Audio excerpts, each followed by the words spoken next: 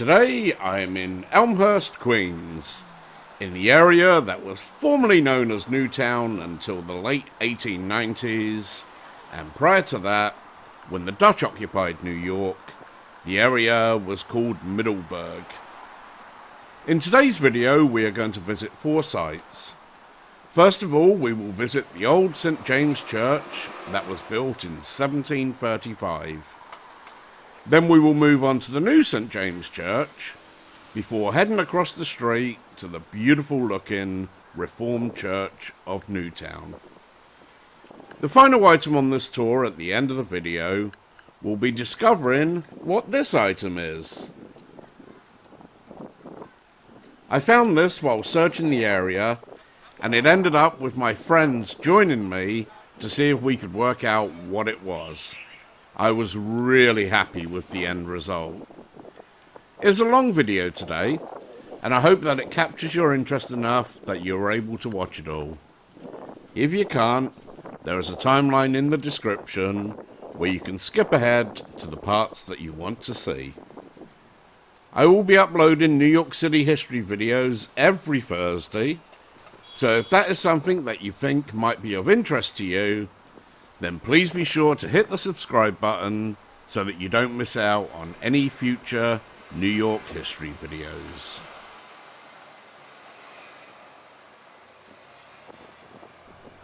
Right now, we are at the site of the second oldest religious building in New York City, the old St. James Church.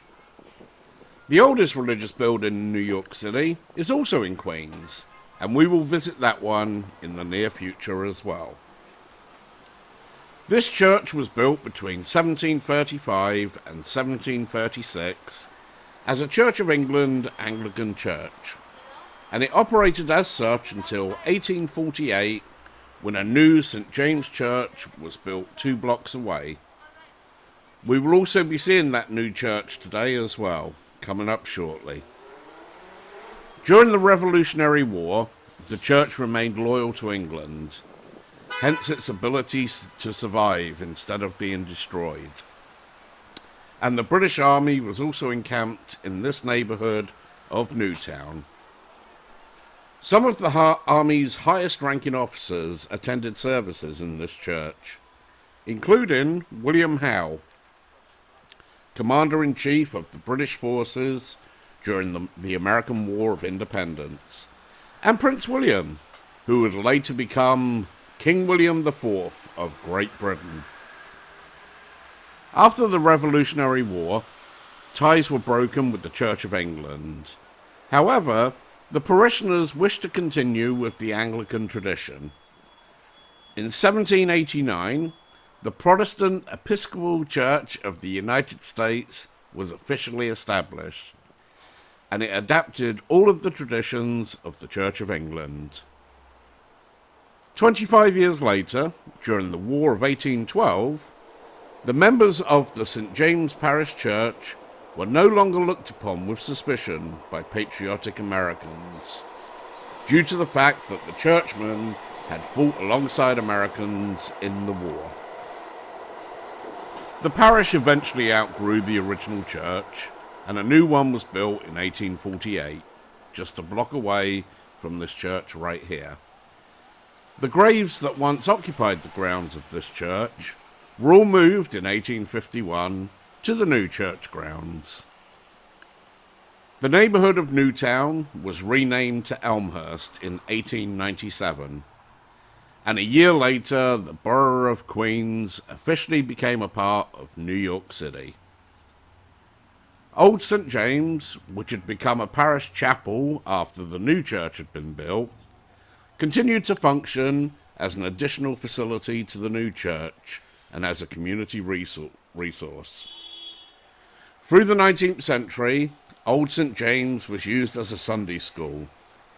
It was also used as a chapel until the mid-1920s, and was later used by the Boy Scouts, Brownies, and Girl Scouts until the 1980s. In the 1990s, a group of Vietnam veterans offered to fix up the deteriorating church in exchange for using the premises as a support centre for veterans. It was also used for Alcoholics Anonymous, the Indonesian Bethel Gospel Church, and as a community group for Chinese senior citizens. At nearly 300 years old, the church is still serving the community to this day, and it is currently being used as a community centre. Despite wars, attempts by the government to purchase the land for redevelopment, and individual entities attempting to own the land and tear down the church, it has withstood all of the turmoil. In 1999, the church was added to the National Registry of Historic Places, meaning that it should be preserved as a place of historic importance for centuries to come.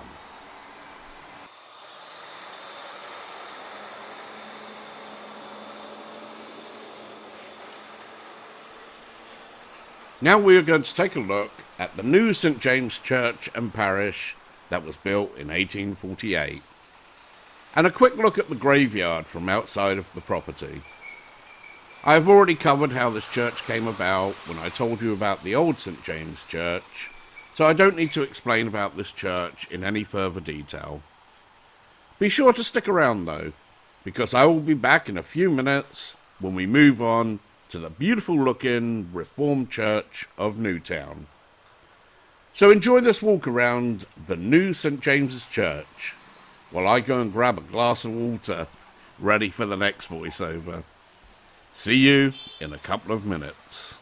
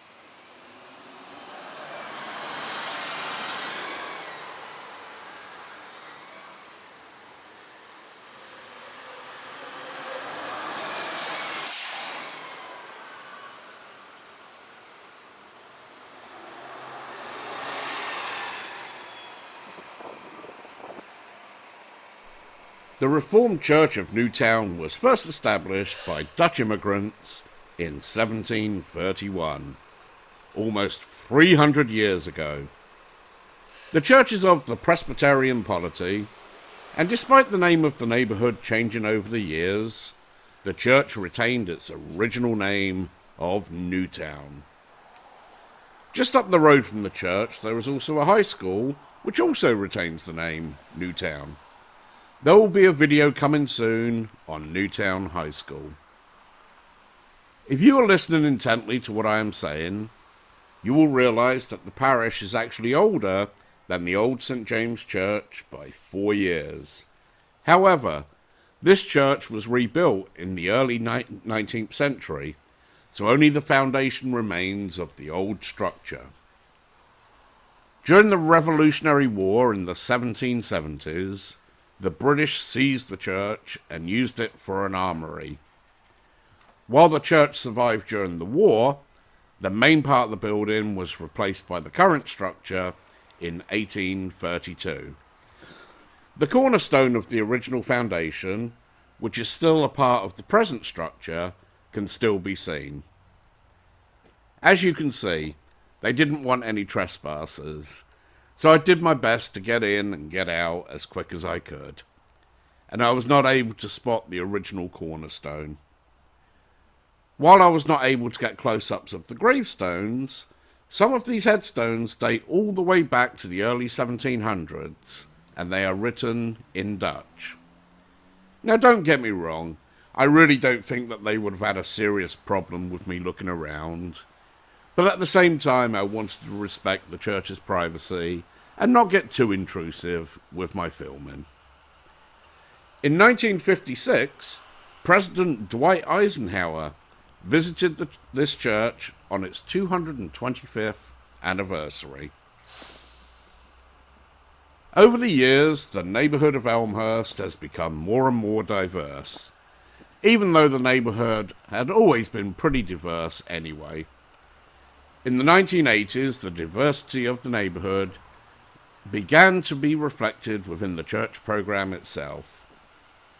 They initially added a service for Taiwanese immigrants, and then later they added a service for the Tamil-speaking Indians. By 1982, the Taiwanese congregation had outnumbered the white congregation, and while there can only be one pastor of a church, the current pastor recognised the unique circumstances of this church, and he elevated the pastor of the Taiwanese ministry to the status of co-pastor.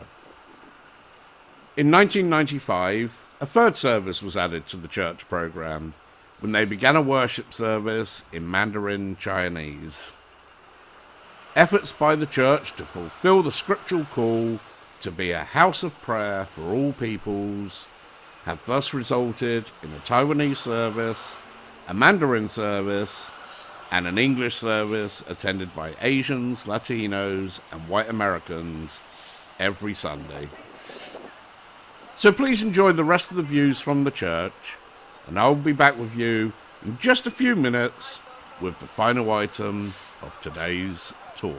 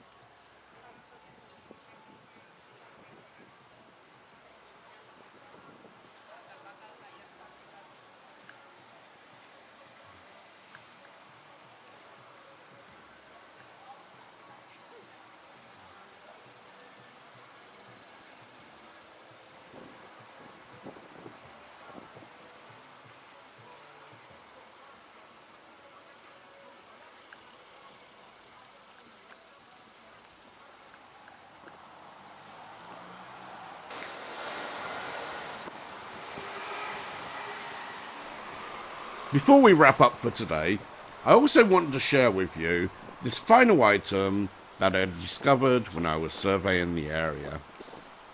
It actually became quite a fun project when I asked my friends on Facebook if they knew what the item was, and they in turn asked their friends on Facebook if they knew what the item was.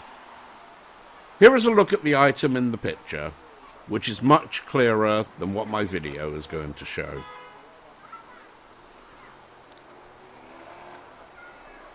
Now, we established that it was a bell, but we didn't know exactly what it was used for. One lady then came on and said that she believed it was a bell for the fire department. Well, that was all we needed. I searched old firehouse records, while a friend of mine, Bobo from the rockabilly group the Screaming Rebel Angels, searched the newspaper archives. Between us, we were indeed able to come up with an answer. The bell belonged to an old firehouse that used to be located right here 180 years ago. It was called the Wandowank Engine and Ladder Company, and it opened in 1843 and then closed 70 years later in 1913. I was quite happy to find out the details of this bell that I spotted, because it isn't written about anywhere. It was my friends and I that did the research ourselves to come up with the details of what this bell was used for.